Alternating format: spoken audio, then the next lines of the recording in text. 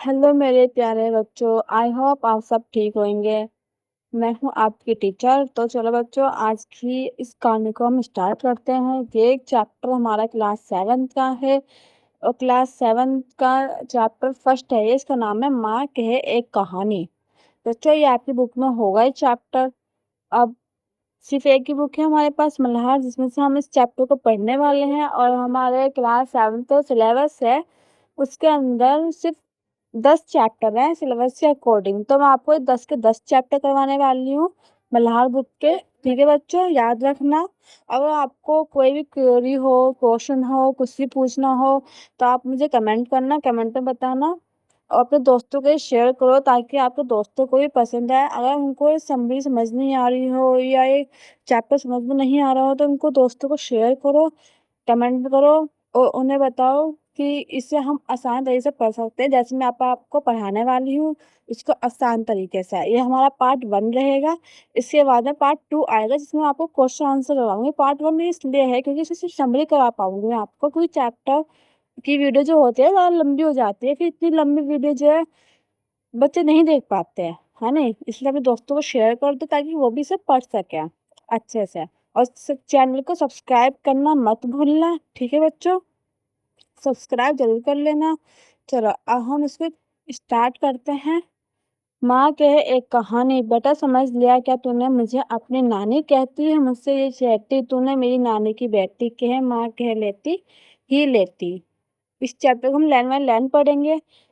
अब third paragraph हमारा, राजा था या रानी, राजा था या रानी, माँ कहे एक कहानी, तू है हट्टी मन धन मेरे, मन उपवन में बड़े सवेरे, तात भान करते थे तेरे। ये होता है राहुल और ये होती है राहुल की माँ। राहुल की माँ उसको कहानी सुना रही होती है और राहुल अच्छे से बैठ के सुन रहा होता है।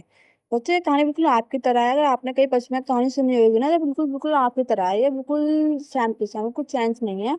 चलो बच्चों, स्टार्ट करते हैं हम इस कहानी की। माँ कौन सी कहानी सुनाती है? इस कहानी में बताती है कि मुझे ये चैटी, तू मेरी नानी की बेटी, माँ कह कर लेटी ही लेटी।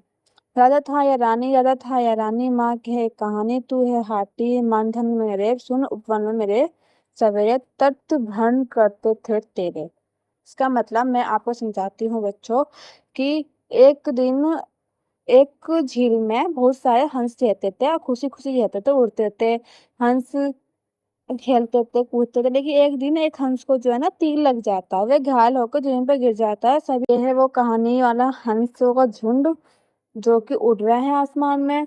और ये साथ में ही सारे झुंड में आसपास में साथ में रहते हैं, कभी अलग नहीं होते। हंस हमेशा साथ में रहते हैं, है ना बच्चों। चलो हम स्टार्ट करते हैं। जहाँ सुर भी मनमानी, जहाँ सुर भी मनमानी, हाँ माँ यही कहानी।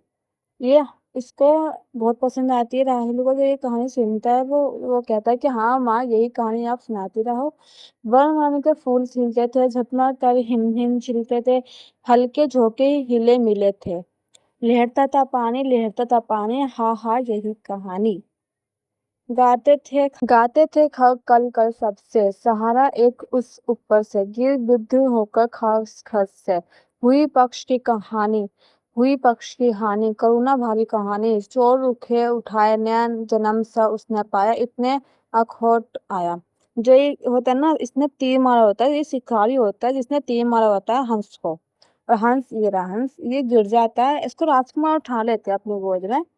लेकिन जो ये शिकारी होता है ना, शिकारी आ जाता है, इनसे बहस करता है कि नहीं ये हंस मेरा है क्योंकि मैंने उसको तीर मारा है।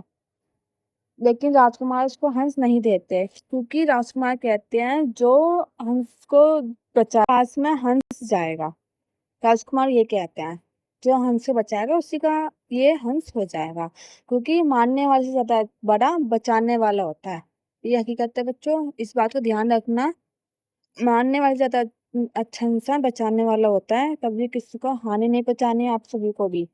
ठीक है बच्चों, इस कहानी से हमें बहुत अच्छी सीख मिलती है। ये सीख आपको सीखनी है अपने जीवन में।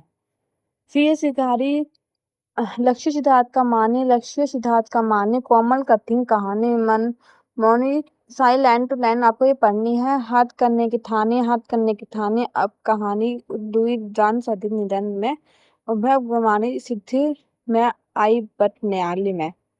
जो ये कहानियाँ आपको लाइन टू लाइन पढ़नी है, इसको मैं अपनी भाषा में इजी भाषा में समझा रही हूँ बच्चों, ठीक है बच्चों?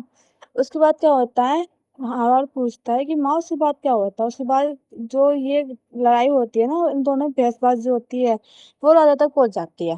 ये लोग फिर राजा के पास जाते हैं कि राजा ही इसका सॉल्यूशन करेंगे, इसका हल ढूँढ के देंगे कि ये हंस किसके पास जाएगा। तो राजा फिर सबकी बात सुनते हैं, उस शिकारी की बात सुनते हैं और राजा राजकुमार की बात सुनते हैं कि रियल कहानी हुई क्या थी। फिर इन दोनों की बात सुनते हैं, लेकिन माँ से कहता है राहुल कि माँ, जो हंस है वो राजकुमार के पास होना चाहिए। तभी राहुल ये कहानी सुनते हुए बोल पड़ता है कि माँ, उस हंस को जिसका होना चाहिए वो है राजकुमार, और जिसने चोट पहुंचाई है उसको दंड मिलना चाहिए। ये क्या कहता है बच्चों? इसी लाइन में बोला गया, राहुल तू निर्णय कर, इसका निर्णय पक्ष लेता है किसका, दिव्य जय हो जिसका।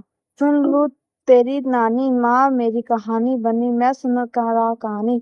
कोई निराधा को मारे तो क्या अन्याय उसे ना उबरे, रक्षक को भड़कानों को सारे न्याय, मतलब से बताया गया है सिर्फ न्याय ही होना चाहिए है, कभी अन्याय नहीं होना चाहिए किसी के साथ में।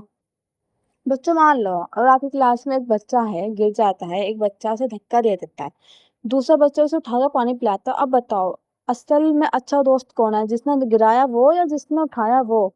बिल्कुल जिसने मदद करी वो ही एक अच्छा इंसान हुआ है ना बच्चों? इसलिए कभी भी हमें किसी के लिए बुरा नहीं करना चाहिए, ना ही किसी के साथ बुरा करना चाहिए, हमेशा अच्छा करना चाहिए। तो ये कहानी का परिचय है, कवि ने परिचय दिया है।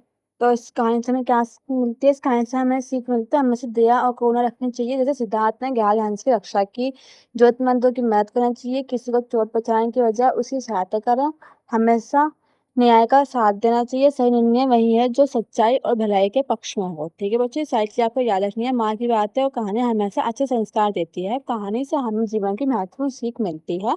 ओके बच्चों, ये आपको सारी सीखें याद रखनी है, और दूसरों को कष्ट देने वाला नहीं बल्कि उनकी रक्षा और मदद करने वाला ही सच्चा इंसान होता है। ठीक है बच्चों, तो हमारा यहीं पे खत्म होता है। इस चैप्टर में बस इतना ही था बच्चों, एक माँ की कहानी।